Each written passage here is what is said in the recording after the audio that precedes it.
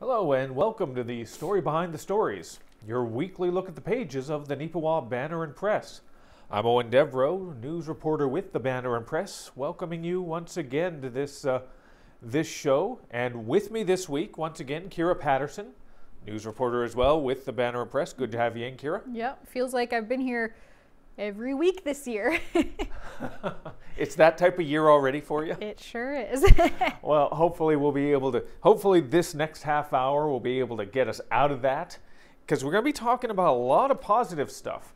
This, Kira, to me, and not to disregard the last two papers we've had to start the year, but almost every single year, the first couple papers in January are sort of, everybody's getting used to getting back into the routine, away from the holidays. It takes a while for it to feel like a real paper again. Yeah. And this one, I think, is the first real paper we definitely have had since the start of the year. I agree, yeah. I might be a little too hard on the last couple weeks because we still did put some effort in there. But this one, and I think maybe it just has to do with the stories.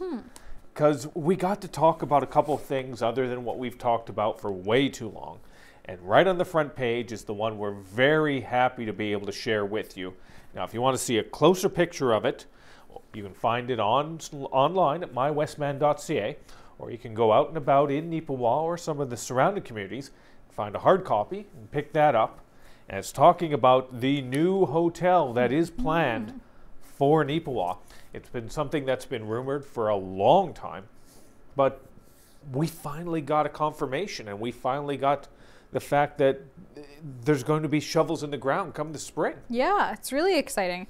I think that the fact that Neepawa is on a junction between two major highways, it's going to get a lot of use for people traveling through, but it's also going to get a lot of use from like hockey families and construction workers that are going to be working on different projects, because there's going to be a lot of construction going on in Neepawa in the coming years. So I think that this is a very timely and very much needed addition to the community. That's right. It's going to be 67 rooms that are going to be part of this. Now, it's going to be, if you haven't seen the sign yet, they put the sign up last week just on the property where it's going to be going up, which is located just a little bit behind the subway and the former Chicken Delight, I think. Yeah. So it's going to be there. And it's going to be a Best Western Plus. There's about 9 Best Westerns throughout Manitoba. Obviously Winnipeg, Brandon as well. Maybe ones you're unfamiliar with, down in Morden and Winkler, Dauphin, Thompson. So Neepawa really, when you hear that, Neepawa's the smallest community to have one of those. So that's got to bode well for what Best Western and what the local individuals, very specifically I should state, this is being put together by a local conglomerate. All people within our community see the value of it and have come together to make this a reality. And they're partnering with the Best Western franchise to make it happen. Yeah, so that makes it even more like, oh, would like to support that, because it's not just some big chain coming in and trying to take all the business. It's local people that want to bring a business here. Yeah. 67 rooms, as we said. Now, we're not going to give away all the details, because otherwise you're not going to pick up the paper. And what's the point? But we're going to give you a little taste. You're going to have to read it to find out a little bit more. The one thing everybody's been talking about and everybody seems to be a little excited about from a local perspective is the fact that they're going to have a swimming pool and water slide. Everybody, yeah, it's just, and not just in the office, not just Kira, although Kira did do some victory laps about that, and it's like, yeah. But people in the community as well were like, oh, that's interesting. That kind of sounds like it would be a nice little addition. Because, of course, we do have the pool. It's a wonderful pool. It's going to be getting the expansion starting this year. But again, it's still not a 365-day-a-year pool. So maybe a lot of people locally are thinking, maybe we can take advantage of this. Maybe we can figure something out here. And if that can be figured out, great. Or even just sort of a day, just a getaway thing. If, rent one of the nice rooms for the day, go take a dip in the pool, just enjoy yourself type thing. Yeah. Yeah. But you made a very valid point there, Kira, because I asked Neepawa Mayor Blake McCutcheon about his thoughts and the town's perspective on this. And he shared some information, and he shared this detail with me as well, was that obviously with the hospital, the new hospital that is going to be built in Neepawa, there's going to be a lot of contractors and a lot of construction people that are going to be coming to town, and this is going to be something that's going to be able to help with that. It's going to be up, it's going to be in place when the real meat and potatoes of the hospital build really kicks into high gear.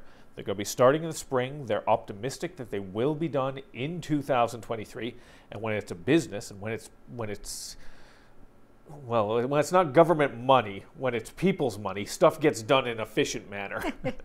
That's my one shot at the government for this show. I'm counting. That's one. Yeah. So they're going to get it done. They're not going to mess around with as soon as they can get a shovel in the ground. And once they can get rid of all this snow that's on the ground, they're going to get those shovels in the ground and get to work.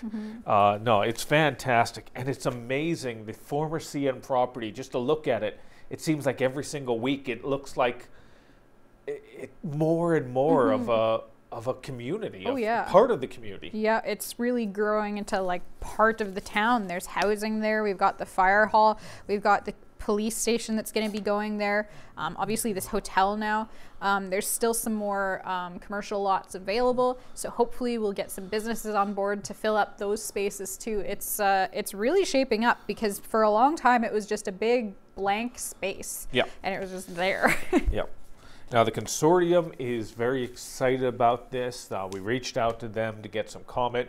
They feel that not only is 67 rooms a viable option for Neepawa, but it is going to be, in the next 5 to 10 years, a necessary option for Neepawa. There's a lot of things going on in the near future for Neepawa.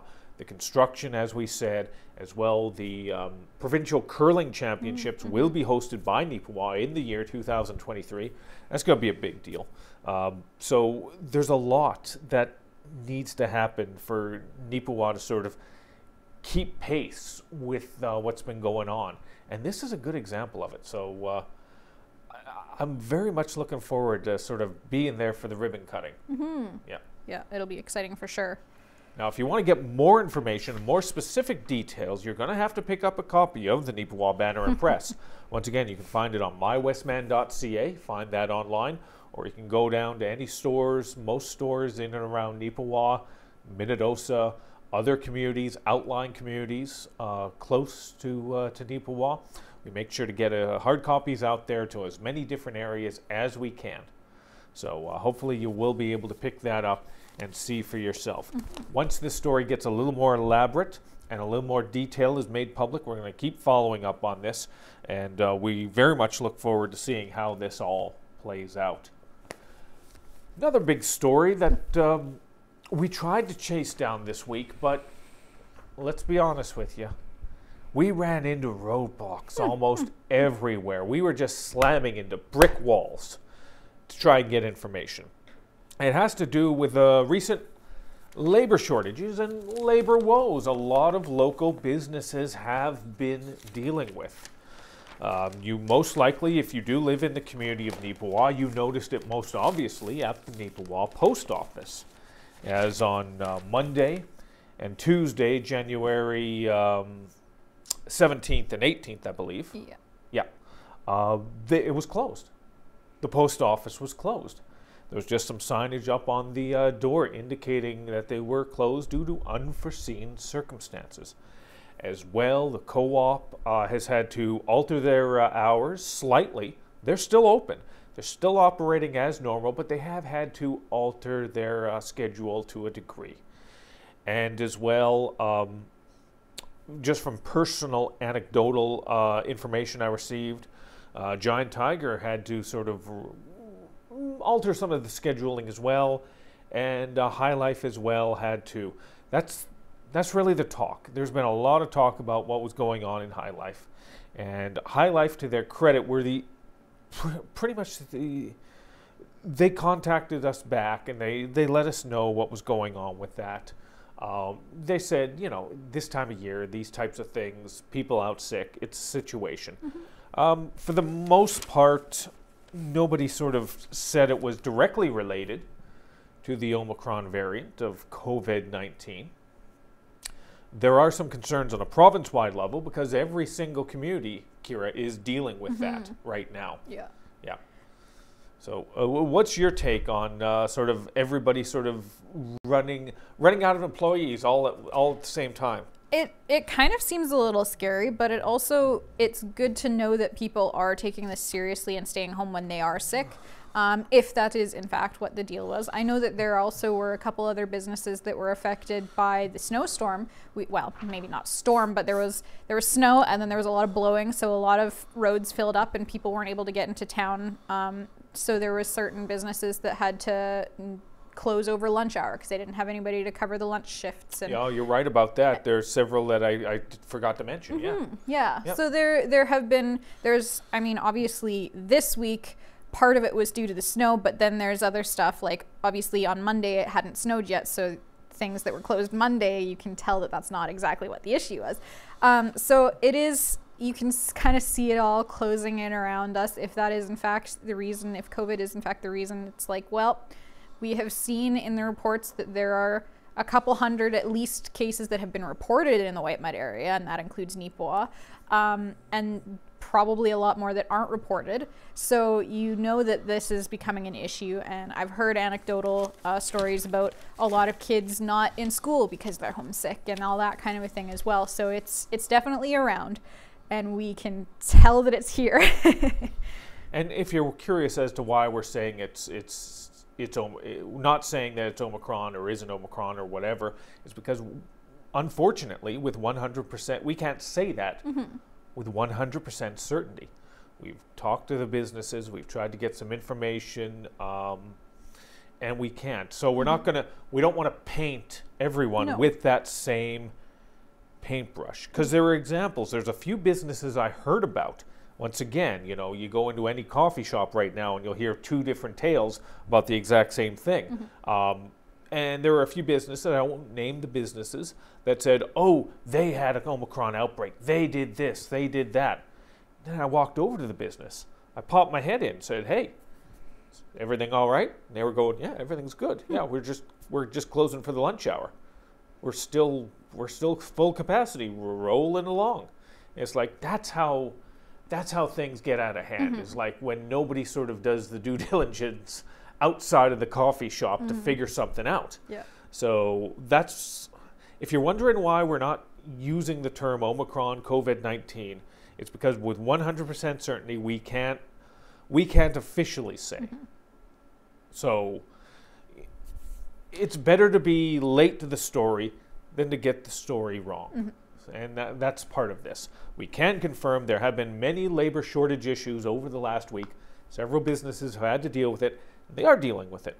Even the Neepawa Banner Press, to a degree, has had to deal with these types of shortages. And we've done it, and we've gotten through that. So we all got to sort of work on this and get through it right now. Anything else you want to add, Kira? Well, just one thing that kind of popped into my head was, I don't know if you specifically said it, but you kind of alluded to the fact that some of the businesses didn't get back to us. Oh, I don't know. I don't listen to what I say. I just spout off. True. And I know that you were kind of alluding to it because I had been in the office listening to the conversations of, they're not calling us back. But that was a spot-on imitation.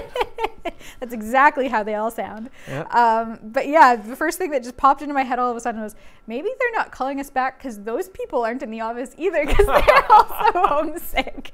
Maybe the ones that are allowed to comment on it aren't there. Who knows? Check out the big brain on Kira. She got it figured out. Man. Yeah. Who knows? So that story is on page 2. And that's even aside from Omicron and COVID-19 and all that, it's January and it's cold, and that's just the way the cycle is. So, because again, we've had a couple people out last week. They were just out with good old-fashioned flu, you know, and colds and whatnot. So that compounds the whole thing there. So, but you know, spring is only what?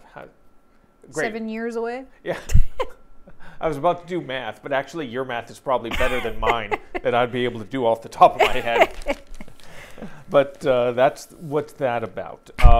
on the same page, that story you can find on page 2 of the Banner Press, along with an update from the provincial government. Premier Heather Stephenson has announced a new PC cabinet is in place, and a very familiar name to all of us here at the Banner Press, at NACTV, and the Agassiz riding is going to recognize. Eileen Clark is back into the PC cabinet. She will be serving as the municipal affairs? Municipal relations, I think, is what it was. Thank you. Municipal relations minister. So she stepped down, of course, famously stepped down last year. Some differences in perspective between herself and the premier at the time. And now she is back in the fold. We're going to be doing some more in regard to that in a future edition of the Banner Press. It'll be very interesting to get Eileen's perspective on that, and we will get that in the near future. But a lot of people, a lot of so-called media and political experts, Kira, are saying that this is the PC party's effort to sort of get back into good graces of people. But considering all the bad stuff and all the negativity that's really hit them over the last couple months, what's your take on what they're trying to do here? I honestly don't really know what the point of ministers are. For all I can tell, they're just the kind of the talking heads of that certain field. And if people have concerns, then they send their letters to that person about agriculture, or that person about education, and et cetera, et cetera. So, I mean, to me, I don't know any of these different ministers personally. Ken knows a lot of them because he has been involved in the political field in Manitoba a lot. So he knows a lot of these people. He's like, oh, this person will be great for that job. This person will be great for that job. I don't know any of them, so none of this really means much to me. Yeah. I have to be honest. But some people, they have opinions on it, and most media people know a little bit more about politics than I do, so, yeah. So they tend to have more of a insight into this kind of thing. Well, again, just when you say that, I'm looking through all the names here, and I got to say, even though I've been doing this now 17 years, I've only had real legitimate interactions with about 7 of these 17 people. So there are a lot of fresh faces and a lot of new names that are going through this, and maybe that's a good thing right now. Why do we want the same old tired people with the same tired answers doing the same old things over and over again? If they didn't work last time, they're not going to work this time. So maybe some fresh perspectives from some of these youngins. And I say youngins, they're probably my age, and I ain't no youngin anymore. Well, so that's the way that is. Oh, now I'm busting up the place. Get the microphone back up here. Old man breaking all the technology. Classic. Oh, so that story and that information you can find on page 2, and we will be doing follow-up on that specifically for Eileen Clark in a future edition. Mm-hmm. So looking forward to getting her perspective and her view on stepping back in this manner. Mm-hmm. All right, Kira, we got one of your stories to talk about, some good news. I love the fact that there's hardly any negativity in this paper whatsoever. Yes. Not until we get to the sports page. But you were able to chase down a story about a donation from our local Rotary Club. Mm-hmm. The Rotary Club, they regularly have made donations to the schools in our area, and they made another one just this week. They donated a freezer to the Neepawa Middle School. They've been helping middle school a lot since it started, because when it opened, they had like the basics, like the tables and chairs and pencils and some like sports equipment maybe and that kind of thing. But they didn't have really any of the little things here and there that people take for granted in a school. So they have... Like walls? Yeah, exactly. They didn't have walls. But oh my God. How do you even... I don't know. But... But yeah, so this is one thing that was next on their wish list. The Rotary Club has given them things like sound system, technology for learning at home, a few different things that the middle school just didn't have because they're starting as a new school this in the past couple of years. So a freezer was something that they wanted to be able to help kids who maybe forgot their lunches at home, or whose parents can't always send them to school with a lunch because they maybe can't afford it, and that kind of a thing. So they'll be able to have some frozen lunches in that freezer to give to the kids who need it. They'll also have treats in there, like ice cream and freezies and all that kind of thing, to use for prizes and fun days and stuff like that. And they'll have ice packs in there for if somebody like falls and bumps their knee or their whatever and they need an ice pack.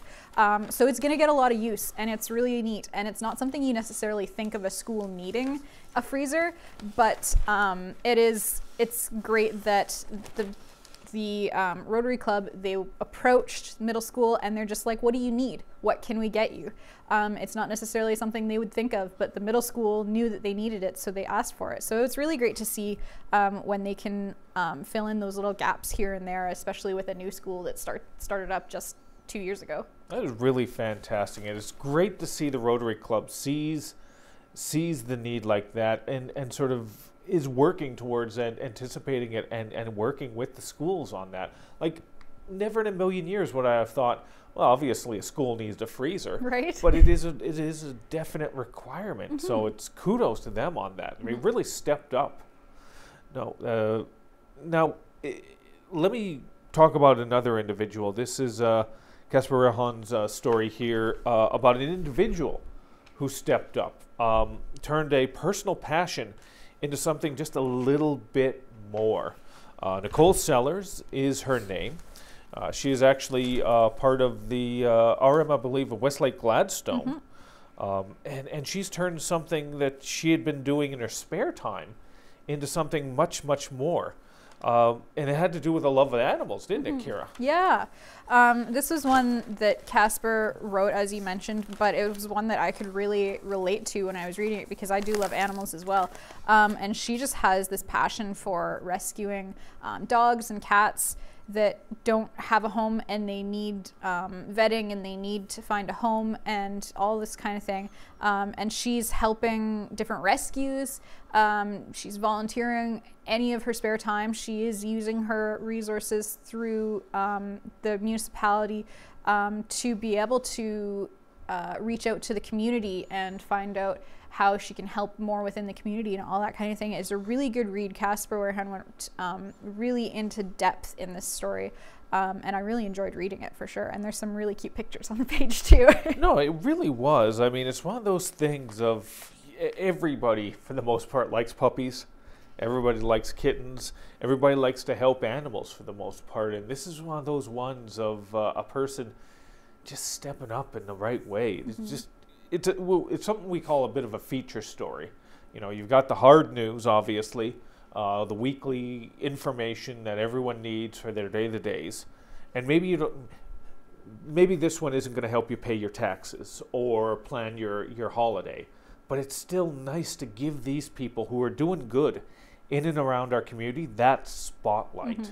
And this is a perfect example of it. So I'm really glad Casper was able to get this information and share the story with all of us. Yeah. Because I had no idea until sort of I saw the article and I gave it a read and it was like, oh, wow, cool. Yeah, and like her involvement with the RM, I have emailed her. I believe I've spoken to her on the phone, Nicole.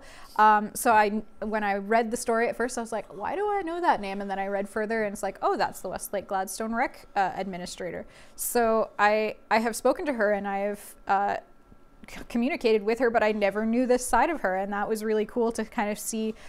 You see the business side of people in this business quite often when you're talking to them about their work and what they do and that kind of thing, but you don't as often see the home side of it and their personal life. Now, if you want to help out as well, because it does take a lot of time and effort and a little bit of mobility to be able to rescue animals in this way, Nicole is actually putting together a fundraising effort to get a proper transport vehicle for these rescue animals. Now, if you're interested in supporting her in that endeavor, we do have the contact information. It is in the story, which you can find on page 11 of the Banner Press. You give it a read. You can get the information, and if you'd like to help in any way, shape, or form, And don't feel intimidated. You don't have to give $1,000. You don't have to give $100. Just $1, $2, a cup of coffee, because it all eventually adds up. I mean, if every single one of us in this building gave $2, we'd have what? $25, $26? $25. So, sure. 12 and a half people work in this building. Approximately. We'll let you guess which one is doing the half work. You'll be pleasantly surprised. No, but you can find Nicole's contact information in there, and you can find out a little bit more about the rescue effort. All right, we're going to get it near the end of the show right now, but we're going to go out with a little bit of a slight negative note, but fortunately it's nothing all that serious, unless you're a sports fan. The Neepawa Titans back in action, and they had a recent pair of games against the Portage Terriers. The very much despised Portage Terriers. They seem to be this team's kryptonite over the last decade or so. And I don't know what it is, Kira. What about this specific set of laundry? Because that's what it is. The players now are different from the players that were on there 10 years ago, 5 years ago, but they still just seem to have that kryptonite. They defeated Portage in Portage 2-1. A near flawless game when it came to the power play and the penalty kill. And then the very next night in Neepawa, they lost 6-1, and they gave up 5 goals while shorthanded and gave up 1 goal while they were on a power play. So every single goal by Portage was at a disadvantage for Neepawa, or in one case an advantage, and that's no good. That's no good at all. The coach, Ken Pearson, said it was one of the worst games he'd seen from the team when it came to the power play or penalty kill, but he said it's not indicative of who this team is. The very previous night, they were near flawless. They were near perfect.